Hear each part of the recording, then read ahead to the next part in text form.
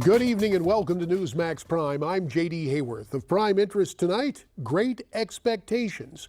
If there's something that both the Clinton and Trump campaigns, and dare I say their supporters, have in common, it is the firm belief that great things await on November 8th.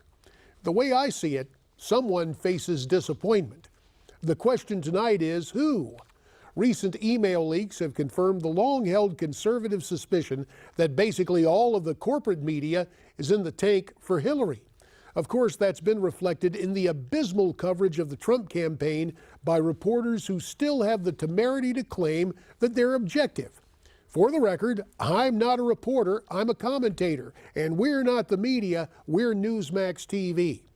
One of the network anchors of yesteryear, who routinely palled around with Democrat politicians, used to claim that all he did was hold up a mirror to the nation. If you didn't like what you saw, that was your problem. No, the problem today is with a blatantly partisan press, holding up a funhouse mirror intent on distorting reality. At least, that's the way I see it. A case in point, the alphabet networks, who are so easy to spell out a victory for Hillary Clinton, may want to temper that enthusiasm. That's because some new polling indicates momentum is changing. Miranda Kahn has more. JD, this is exactly the news Trump supporters have been anxious and needed to hear, and now they finally are. We don't want to take it for granted, but we are winning in a lot of states. Donald Trump's continued confidence he can take this race all the way to the finish line. We are going to win back the White House. Is now finally being acknowledged by the mainstream media. But Donald Trump at the moment appears to have picked up a little bit. Brand new Fox polls show Clinton's national lead over Trump. That's an encouraging sign for Donald Trump. The media is going wild. According to several new polls, Trump is gaining ground on Clinton. From Florida, where Trump leads by 2. They're saying, you know, this guy's winning in Florida. To Nevada, where the candidates are now tied. This is good news for Donald Trump. CNN now updating its electoral college projection, showing Florida and Nevada are back on the table for the GOP nominee. Earlier this week, both states leaned to the left, prompting many in the media to already call the election for Hillary. Clinton's going to win a very similar victory to Obama 2008. Karl Rove even saying he no longer thinks Trump winning is possible. But now it appears those predictions were just that, predictions. And as Trump's campaign has proved time and time again throughout this election cycle, anything is possible. I believe the people are making up their own minds. The race is not over. When we win, we are going to Washington, D.C., and we are going to drain the swamp.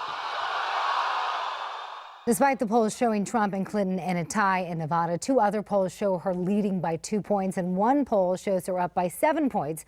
Couple that with CNN now calling Nevada battleground territory, and all signs point to the fact that this race is simply just too close to call, JD. And again, the dominant media culture, or as Mr. Trump calls it, the corporate media, just will not acknowledge that. Miranda, you mentioned in your report the Bloomberg poll showing Donald Trump leading Hillary by 2 points in Florida. Now, yesterday we spoke with pollster John Zogby. He says Florida is the state to really concentrate on to get an accurate reading of what may happen on November 8th. When we've had very, very close presidential elections, we've had very, very close Florida elections. And so it's as good a state as any to watch as a barometric reading. In this instance, if he pulls ahead in Florida and pulls ahead in Ohio, you know, you have to start watching the other states, especially since those states are tightening too.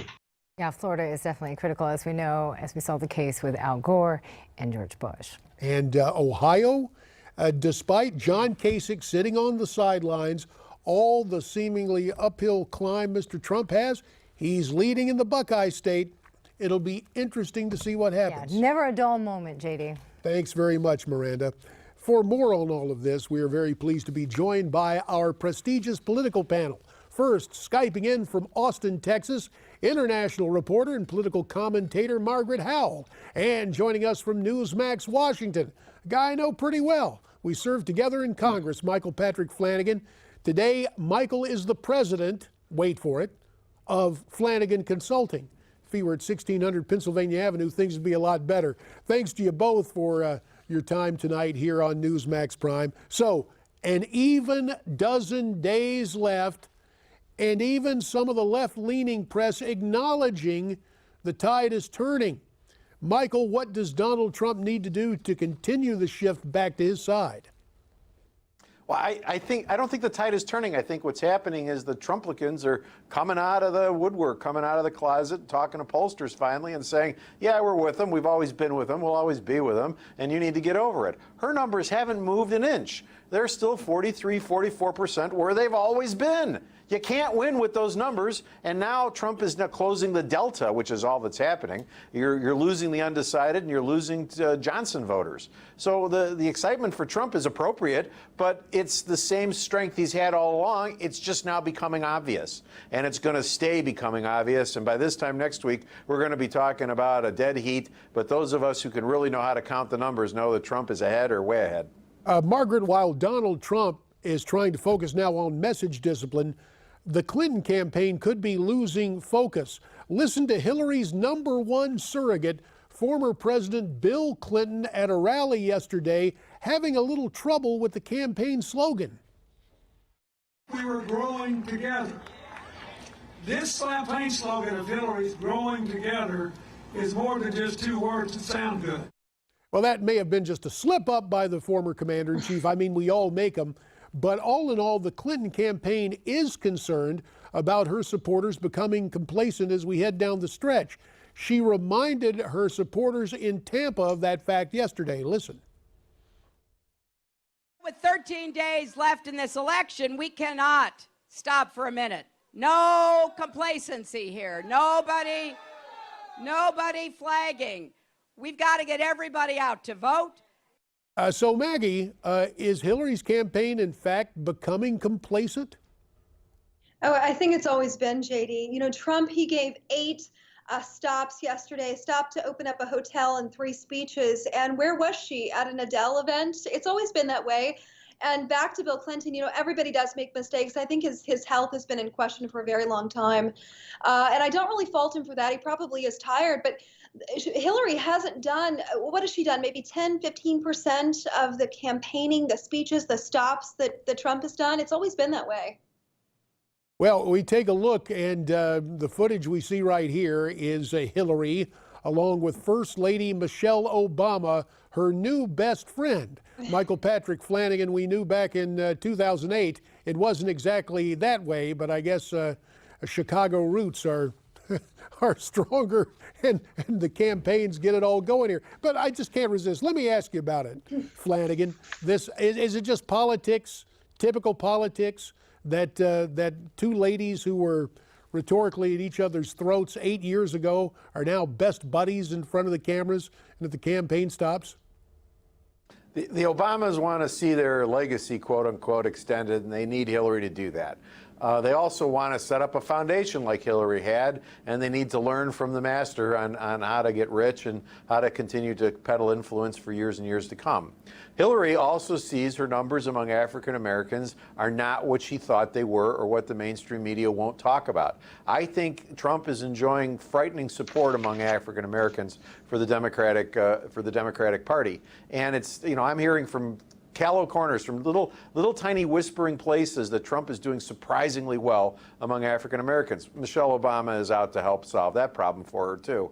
So I think this is a marriage of convenience, as it always is with Democrats, and God bless them for being able to put aside their own personal feelings. I wish the never Trump people could do that and work together to try and get what they see right is done. They're wrong, and they're going to lose. Maggie, you are in a border state down in Texas, and immigration remains a hot button topic. Border Patrol agent Chris Carrera said the pending election is causing an immediate spike in illegal crossings. Let's listen to his explanation as to why. The smugglers are telling them if Hillary gets elected, that there'll be some type of amnesty, so they need to get here by a certain date. They're also being told that if Trump gets elected, there's going to be some magical wall that pops up overnight, and once that wall gets up, nobody will ever get in again. Is that what you're hearing down there deep in the heart of Texas, Maggie? Oh, of course, you know, talking to border agents, they feel like their hands are tied behind their back. They feel like the federal government is circumventing our own laws. And he echoes that well. Look, we know that we have 500 to 800 people illegally crossing the border each and every day. And oftentimes it's a catch and release system where they're basically given a traffic ticket.